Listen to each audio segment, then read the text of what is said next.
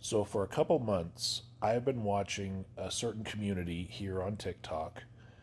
Some call them BlueAnon, some say Blue Lulu, Lulu's, 4 a.m. Club, Blue to the very end, whatever you want to call yourself. If you believe that Amendment 14, Section 3 disqualified DJT from becoming president, this question is for you, especially one particular user named St. Gale, who really gets into the thick of legal arguments here on TikTok.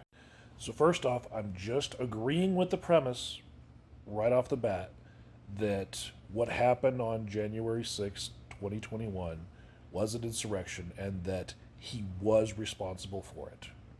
Like, full stop. Secondly, I'm agreeing with the premise that Amendment 14, Section 3 would preclude him from being able to run or become president or hold any public office. Where my question really arises starts with my third premise, which is the end of Amendment 14, Section 3 says that a vote by 2/3 of Congress can remove the ineligibility of anyone who had their eligibility removed by this section.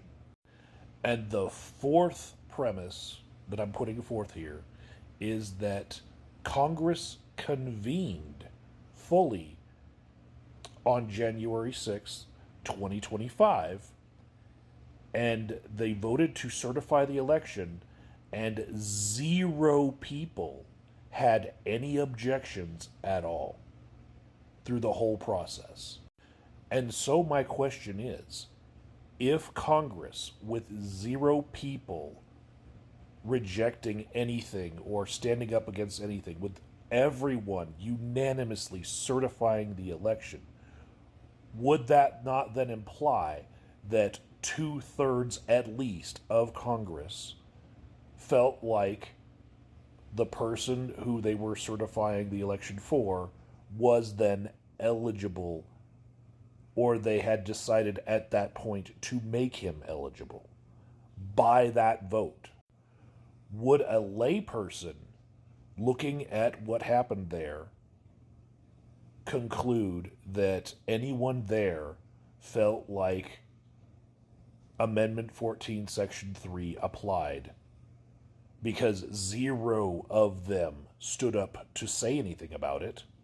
And presumably, there are people in Congress who have read the Constitution, especially when, you know, things like this have been contentious in the past.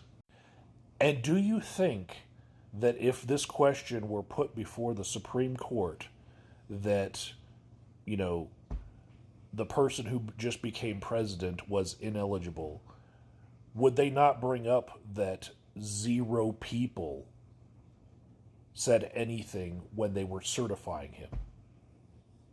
Would that not then imply that they felt like he was eligible and therefore he met the criteria of 2/3 of Congress voting that he was eligible because they certified an election for him? My downloads and my stitches are on. I don't care if I go viral, famous, or infamous for this question. I just want some answers from some people who know a little bit more than me about constitutional law and are aware of the context that we are living in.